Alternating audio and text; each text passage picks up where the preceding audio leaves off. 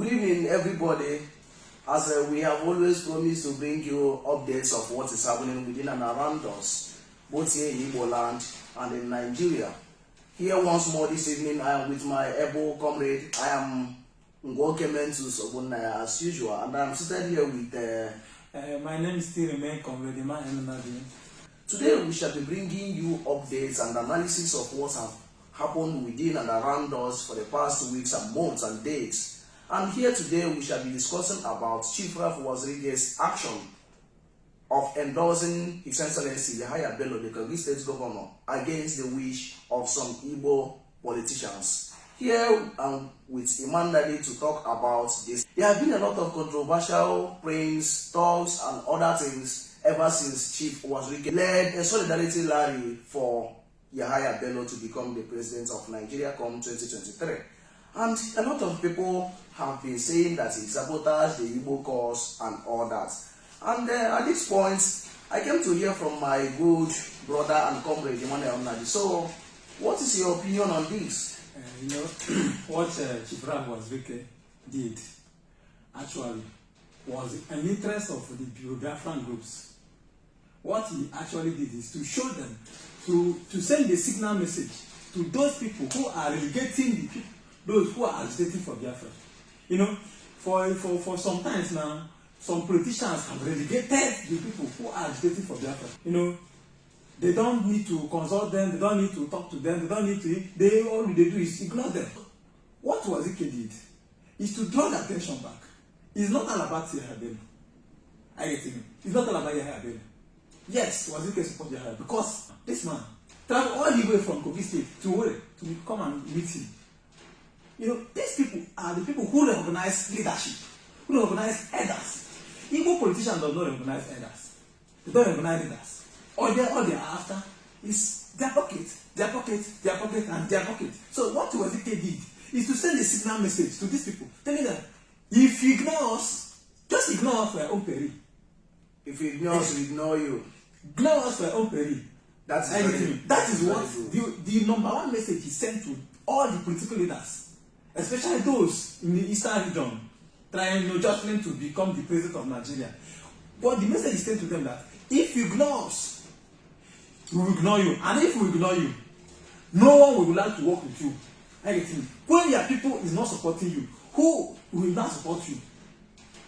If you ignore people who have the capacity to pressure other groups for you to emerge as the president of Nigeria, you are ignoring them. If you ignore them, they will ignore you. And those people whom you are running to will not take you serious because those people who will back you are not there with you.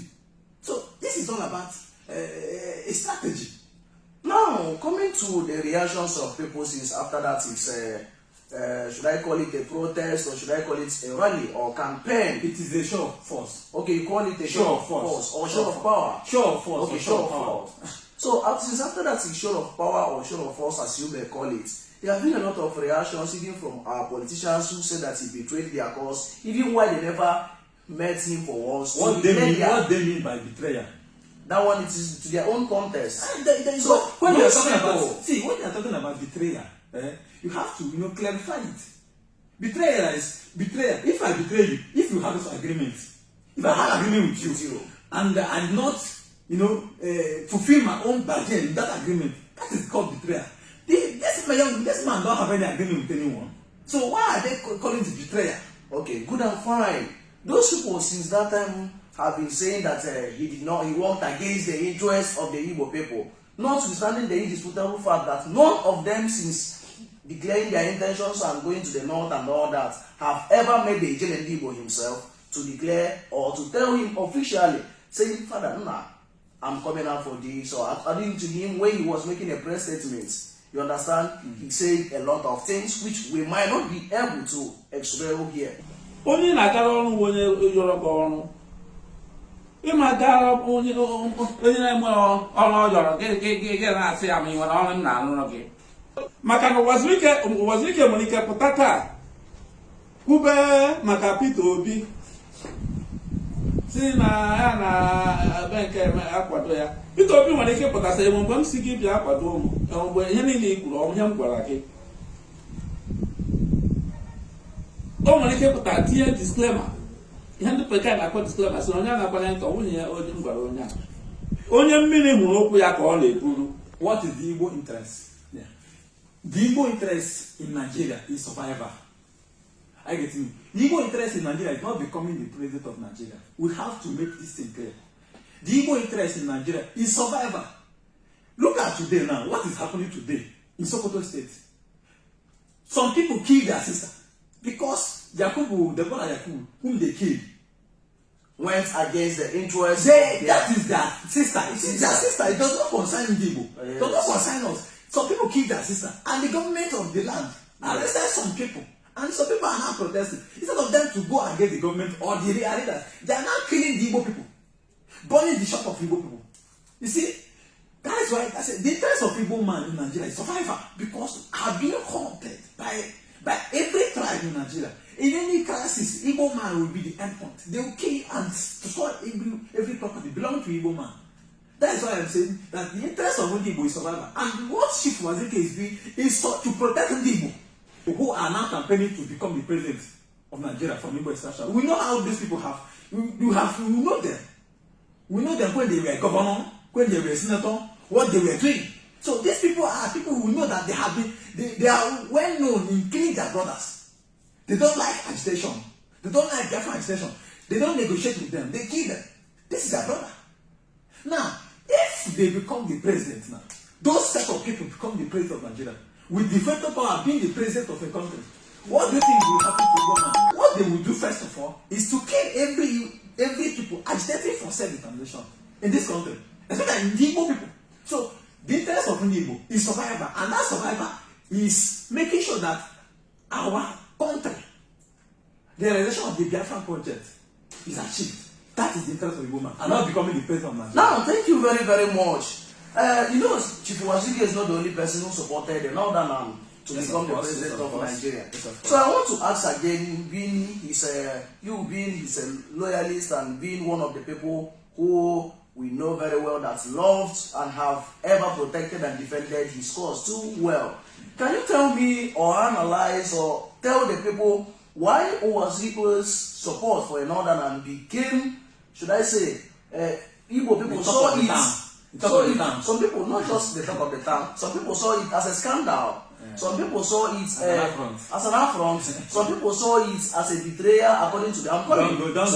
So why are people like someone like Ojo Zokalu, who was even one of the contestants who withdrew and threw his support 100% behind the Senate president, Ahmed Lawan, and all that? Yeah. So his brother also, who is the current governor of Imo State, Senator Hope Uzodinma, was the person who led the delegation that submitted the nomination form of the Senate president. Coming to Abia State, the governor of Abia, the senator representing Abia State, and the governor himself, none of these two people are supporting president from Igbo extraction. Going to Enugu State, the Enugu State governor, His Excellency, your own brother Ugwuanyi, is not even at any point supporting Igbo presidency. So why is Uwazuruike's own becoming more controversial than every other person's own? Let me tell you, ndị Igbo na-asụ n'olu si na emele nwite ọgbanye ọkụ. Ha chere na Uwazuruike enwe ozu memba. Ka nsọ anyị Igbo ka aghọta ọfụma. Ha chere na Uwazuruike enwe ozu memba, na onwere ozu authority, na onwere ozu ground. Na ha subdugo, na ha ijigo propaganda, na ha emebiga afa ya. Na onwere ozu ihe ọbụ. Na ha ga-egbu nwe ya whatever. So ihe o mere, ya ịma na onye o mere na already session of the security culture put the hand. So ihe a na-enwere iwe bụ na how come this man that we rejected, this man that we have jettisoned, how come he has this kind of large followers? That is the problem. Their problem is not that Uwazuruike supports Yahaya Bello. No, their problem is that Uwazuruike supported Yahaya Bello with a capacity. We are talking about capacity. Because politics is all about capacity. I get it. Numbers. And this capacity are youth. I get it. These are youth. So youth play major role in politics.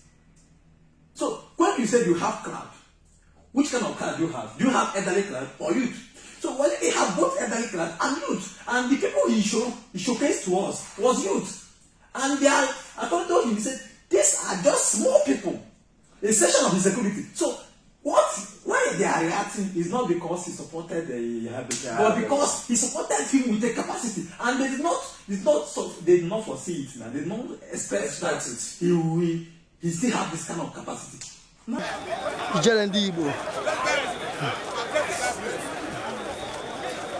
This is Nigerian youth